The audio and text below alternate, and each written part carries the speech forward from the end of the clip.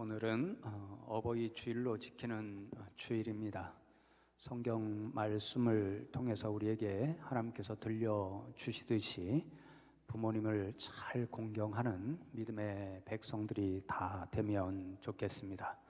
그리고 우리 교회에 허락하신 어르신들을 위해 늘 기도해 주시는 저와 여러분 되면 좋겠습니다. 그런 의미로 서로 바라보시면서요, 꽃을 단 거를 보니까 분위기가 더 좋은 것 같으네요. 매주 꽃을 달고 드려도 될 것 같은 옆에 분들과 축복하며 인사하면 좋겠습니다. 감사합니다. 주 안에서 더욱 강건하시길 기도합니다. 그렇게 네.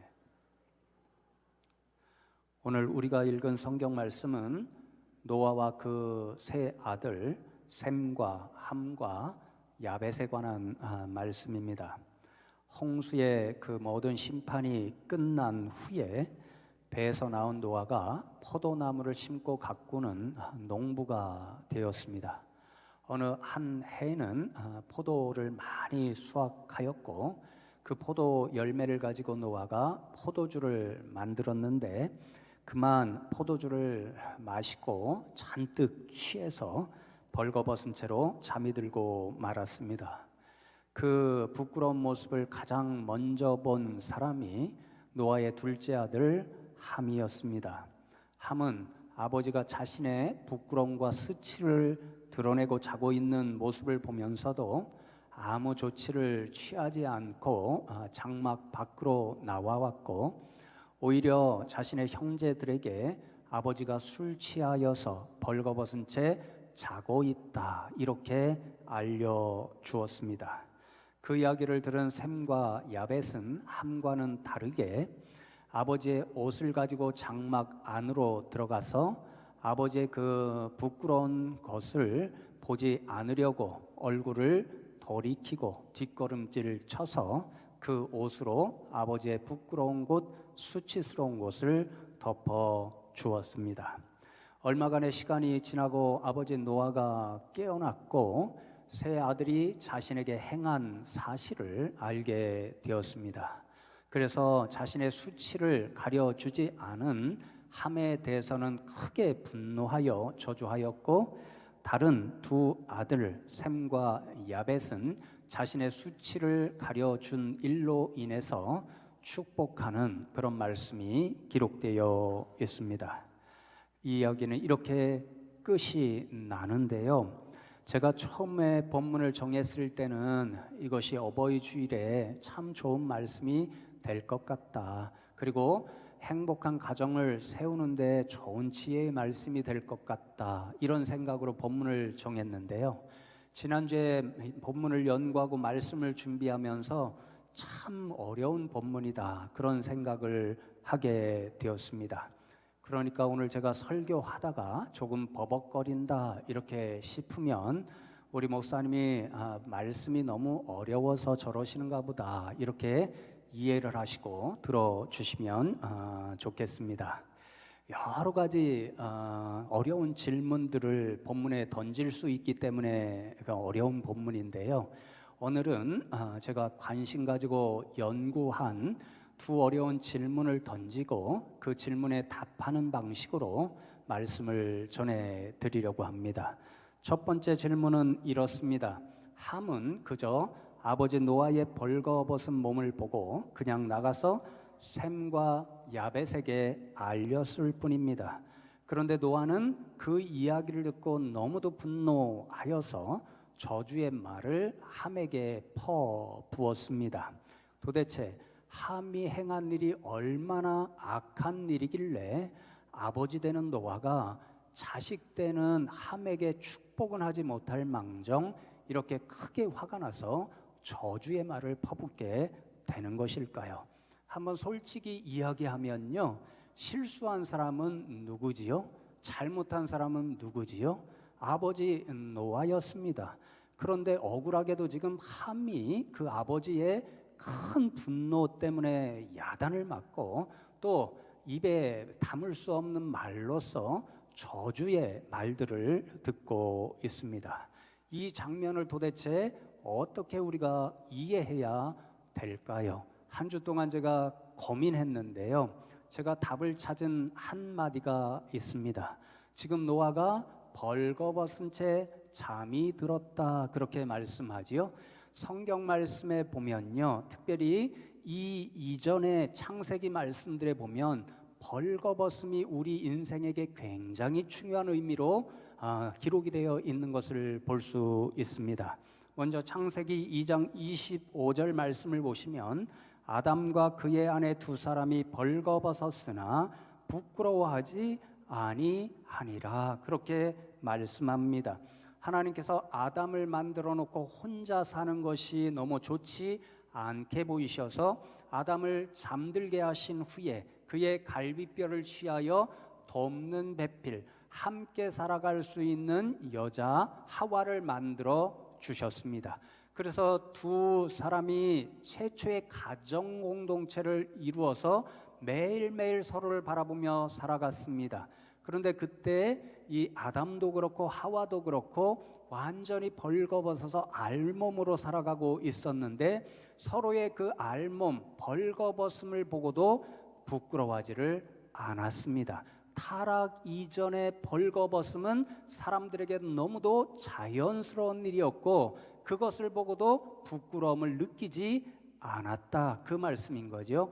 왜냐하면 선악과를 아직 따먹지 않았기 때문에 그렇습니다.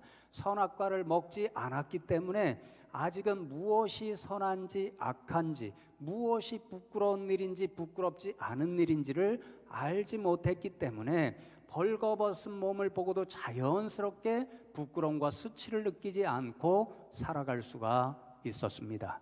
그런데 여러분, 선악과를 따먹고 그런 상황이 변해버립니다. 창세기 3장 7절 말씀을 보시면 이에 그들이 눈이 밝아져 자기들이 벗은 줄을 알고 무화과나무 잎을 엮어 치마로 삼았더라, 그렇게 말씀합니다. 아담과 하와가 뱀의 유혹을 받고 하나님께서 금하신 선악과를 따먹었습니다. 선악과를 따먹었을 때 가장 먼저 발생한 일이 눈이 밝아졌다, 그렇게 말씀합니다. 눈이 밝아졌다는 말의 원어를 찾아보니까요, 이제까지 보지 못하던 것을 보았다, 그래서 이제까지 알지 못하는 것을 알게 되었다, 이런 의미를 가지고 있습니다. 선악과를 따먹기 이전에는 자신들이 벌거벗음을 보고도 그것이 부끄러움이요 수치라는 사실을 알지 못하는 모습으로 자연스럽게 살아가고 있었습니다. 그러나 선악과를 따먹은 이후에는요, 벌거벗은 것이 부끄러움이 된다는 사실, 수치가 된다는 사실을 아담과 하와는 처음으로 알았습니다. 그리고 그 부끄러움과 수치한 그 모습을 가려야만 자신들이 자연스럽게 살아갈 수 있다는 것도 알게 되었기 때문에 무화과 나무 잎을 취하여 치마를 만들어서 자신들의 가장 부끄러운 것과 수치스러운 것을 가리게 되었습니다.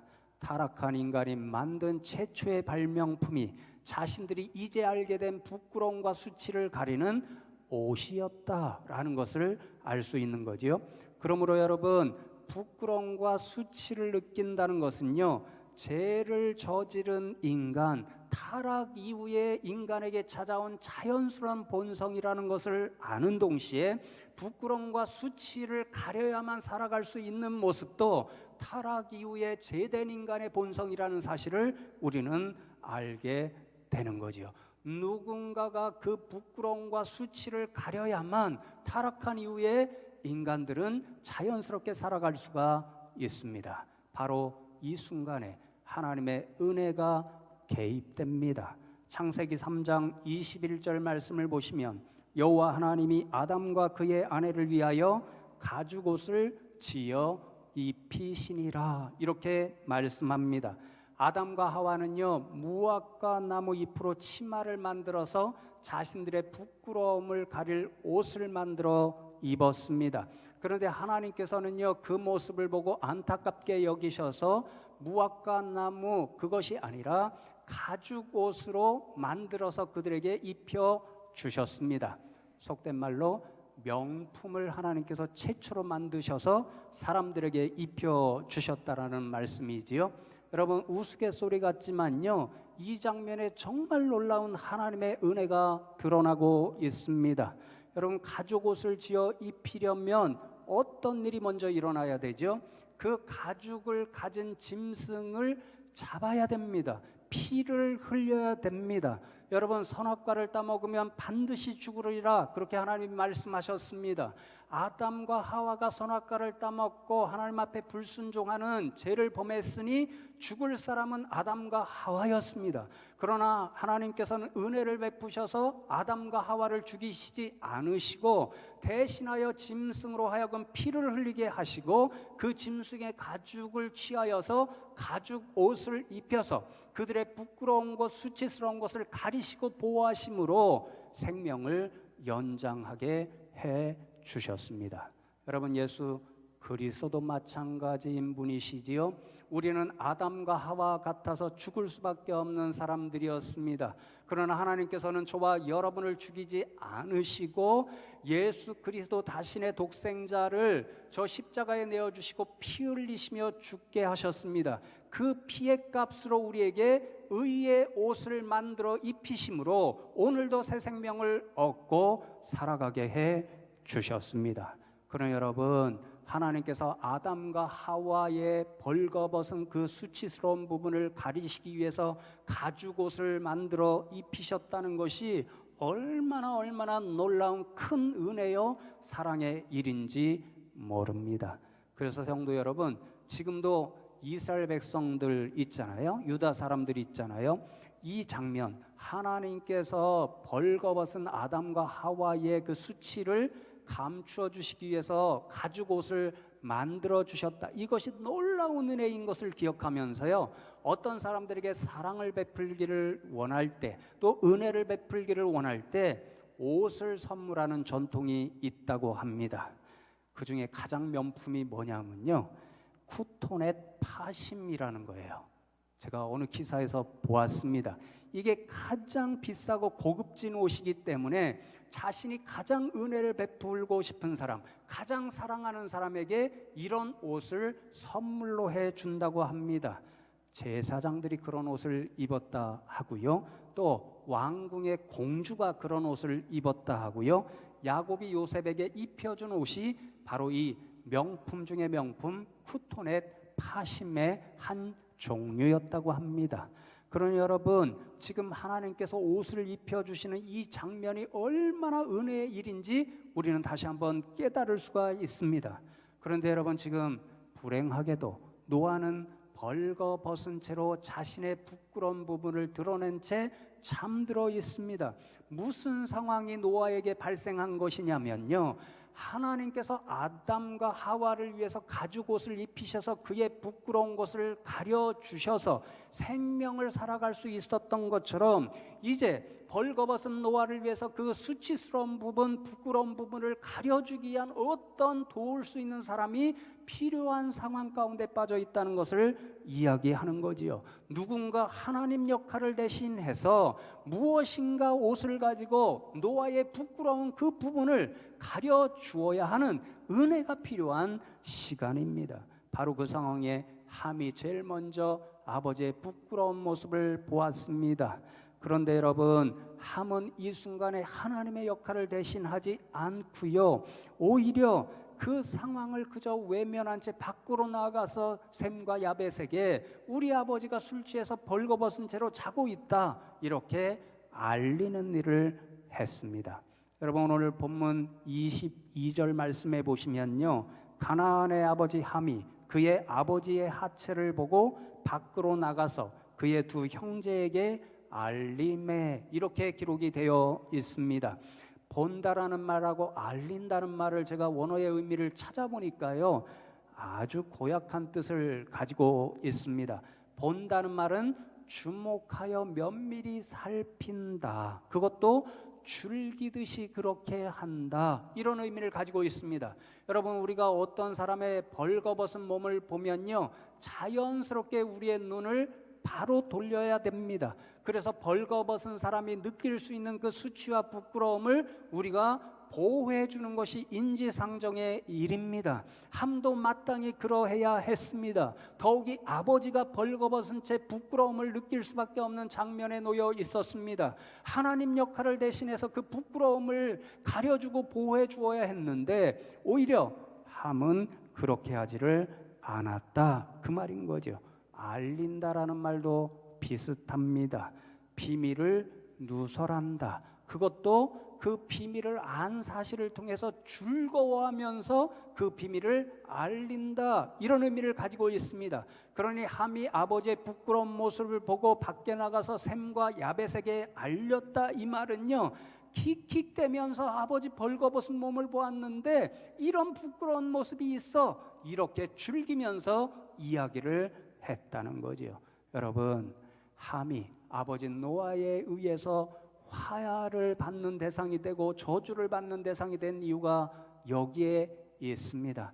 타락한 이후의 본성에 따르면 인간은 하나님의 마음을 품고 하나님께서 아담과 하와를 위해서 가죽옷을 만들어서 그들의 부끄러운 곳 그리고 수치스러운 것을 가려주고 보호해 주었던 것처럼 아버지 노아에게 그런 일을 해야 했습니다. 그러나 함은 하나님 역할을 대신하는 일을 거부했습니다. 오히려 아버지의 그 버글거벗은 몸을 보면서 즐기며 말했고 즐기며 보았습니다. 바로 그런 이유 때문에 함은 아버지로부터 저주를 받아야 했습니다. 성도 여러분, 그렇습니다. 오늘이 어버이 주일인데요, 오늘 성경에서 우리에게 교훈하는 한 가지 교훈, 우리가 어떻게 하면 부모님을 잘 공경할 수 있는가, 바로 하나님의 역할을 부모님을 위해서 해드리는 일입니다. 부모님의 벌거벗은 일, 연약하신 부분, 부끄러움과 수치를 느낄 수 있는 그 일을 우리 자녀된 도리는 하나님의 역할을 대신해서 가죽옷을 입혀드리시듯이 그것들을 가려주고 보호해주는 것이 자녀들이 부모를 공경하는 방법이라는 거지요. 여러분, 가만히 생각해 보십시오. 우리가 태어날 때 다 벌거숭이로 태어났습니다. 부끄러움과 수치를 드러내며 세상에 나왔습니다.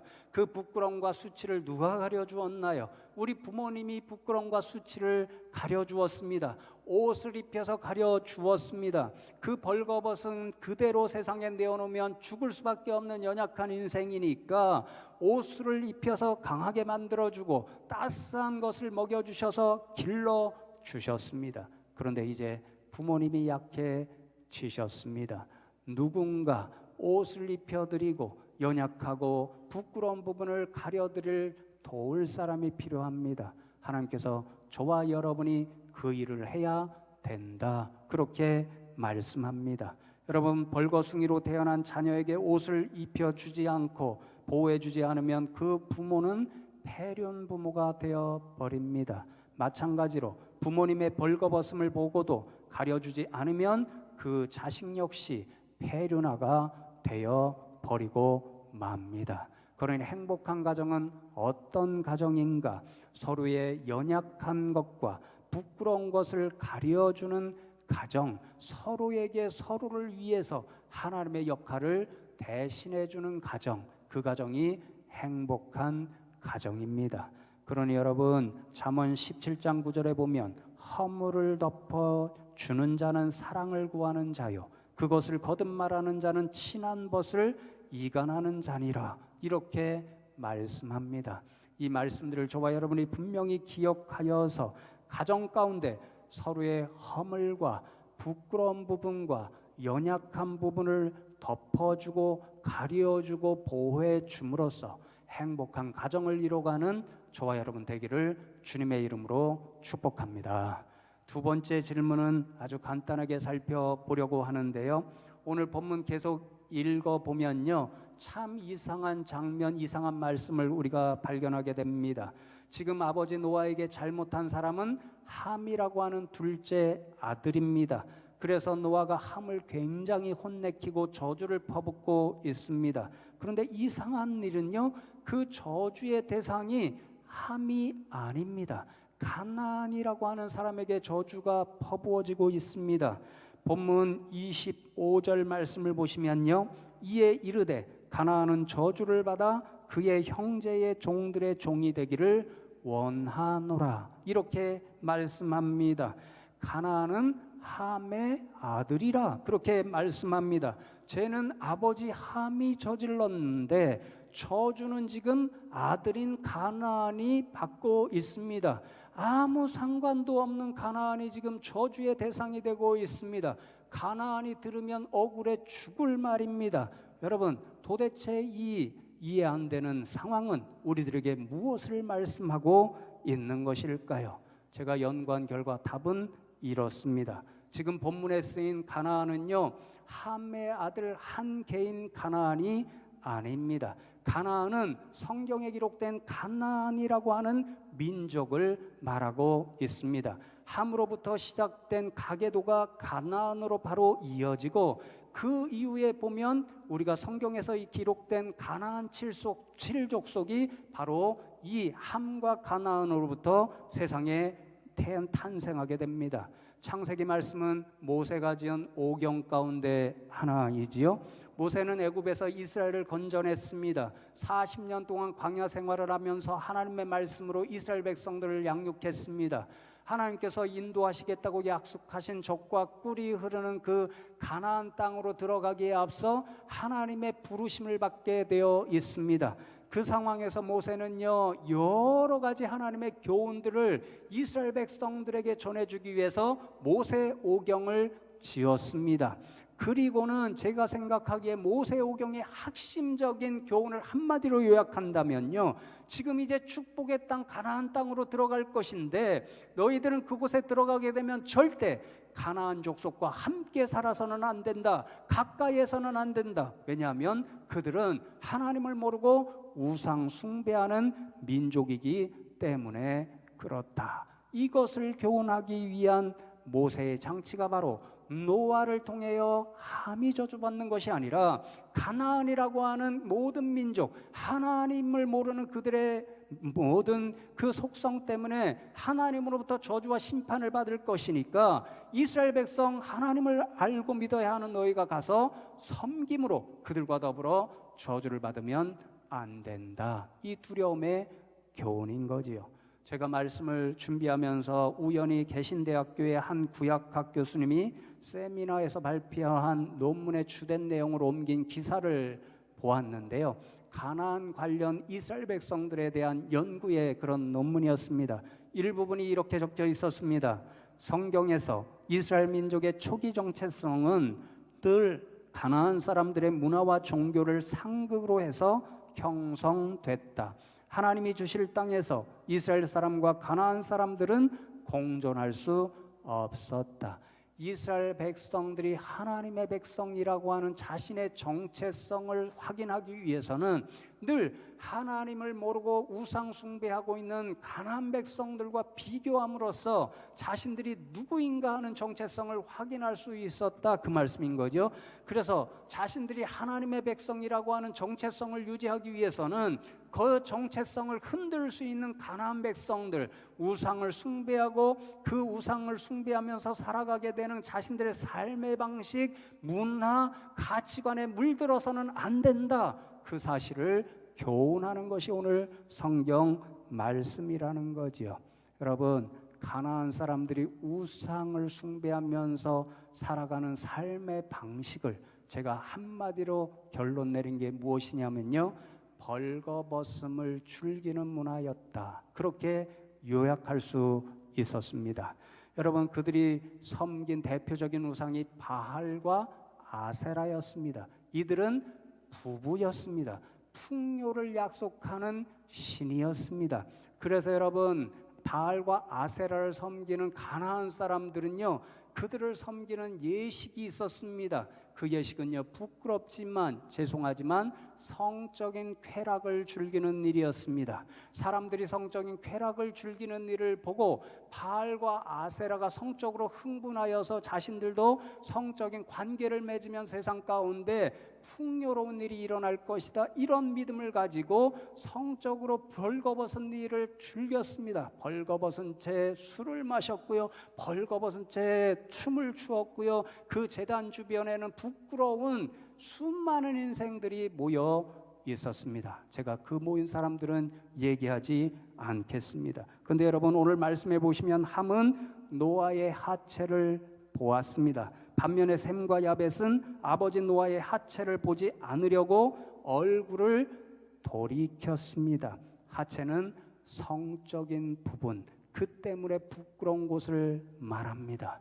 함은 마땅히 가려주고 보호해 주어야 할 아버지의 그 부끄러운 부분을 보면서 줄기듯이 바라보았고 줄기드면서 말했습니다. 누구의 문화가 그랬습니까? 가나안의 우상을 숭배하는 사람들의 문화가 그랬습니다. 그 문화가 누구로부터 온 것입니까? 함으로부터 왔습니다. 그러나 여러분, 오늘 말씀을 통해서 우리에게 교훈해 주시는 생명의 교훈이 이렇습니다. 오늘 노아가 함 대신에 가나안을 저주한 일을 통해 하나님은 우리들에게 오늘 세상의 문화를 대표하는 그 가나안과 같은 그런 문화에 물들지 말아라, 그렇게 말씀합니다. 여러분, 오늘 세상을 바라보십시오. 함이 보여준 일, 그래서 우상을 숭배했던 가나안 사람들이 시작한 벌거벗음을 즐기는 문화들이 얼마나 만연해 있는지 모릅니다. 저는 개인적으로 신학을 공부하는 사람이고 목회자로서요, 요즘 우리를 너무도 충격에 빠뜨리고 있는 버닝썬 사건을 통해 하나님이 굉장히 두려운 메시지를 세상을 향해, 저와 여러분을 향해 들려주시고 있다, 이렇게 생각하고 있습니다. 여러분, 그 모습을 보십시오. 오늘 성경에서 두려움으로 금하는 모든 가나안의 문화, 함이 시작한 그런 일들이 벌어지고 있습니다.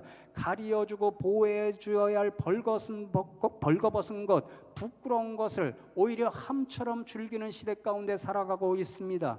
SNS를 통해서 그것들을 서로 드러내서 함처럼 즐기면서 바라보고 있고 즐기면서 노닥거리고 있는 것이 오늘 세상의 문화입니다. 가나안 문화의 전형을 오늘 세상의 수많은 인생들이 우리들에게 보여주고 있습니다. 그런 모습을 바라볼 때 도대체 저 사람들이 하나님 앞에 어떻게 될 것인가, 그 생각을 하면 두려움이 제 가슴에 밀려옵니다. 그러니 성도 여러분, 이런 세상의 문화, 가나안의 문화로부터 저와 여러분 자신과 가정과 자녀를 잘 지키실 수 있는 저와 여러분 되면 좋겠습니다. 결단코 가나안의 문화에 물들지도 마시고 그런 문화를 주장하는 세상의 우상에게도 무릎 꿇지 않는 저와 여러분 되기를 원합니다. 그럴 때 저와 여러분의 가정은 하나님이 보실 때 아름다운 가정으로 우뚝 설 수 있고 하나님께서 주시는 생명의 그 풍성함을 누리는 행복한 가정이 될 수 있습니다. 저와 여러분과 저와 여러분의 가정이 이러한 가정들 다 되시기를 주님의 이름으로 축복합니다. 오늘 말씀 기억하면서 잠시 두려움을 가지고 하나님 앞에 기도하면 좋겠습니다. 하나님, 오늘 말씀을 들려주셨사온데 우리 가정을 가나안과 같은 세상으로부터 지키시고 보호하여 주시옵소서. 우리에게 허락하신 부모님, 또 우리 교회에 허락하신 어르신들을 위해서 늘 잘 공경하고 또 건강의 축복을 위해서 기도할 수 있는 저희들 되게 하여 주시옵소서. 이 두 가지 제목을 놓고 잠시 하나님 앞에 기도하겠습니다.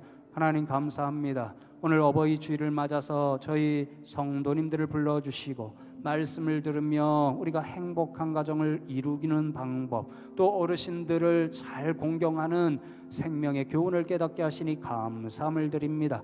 오늘 주신 말씀을 저희들이 잘 기억하여서 우리 자신은, 그리고 우리 가정은, 또 우리의 자녀는 결단코 함이 보여주고 가나안 민족이 보여준 세상의 그 문화에 빠지지 않고 물들지 않는 주의 복된 가정들이 되게 하여 주시옵소서. 하나님 아버지, 저희들에게 귀한 부모님을 허락해 주셨고 또 우리 교회에 귀한 어르신들을 허락해 주셨는데 하나님께서 늘 눈동자와 같이 지켜주셔서 주 안에서 오늘을 더 행복하게 살아가실 수 있는 어르신들 다 되게 하여 주시옵소서.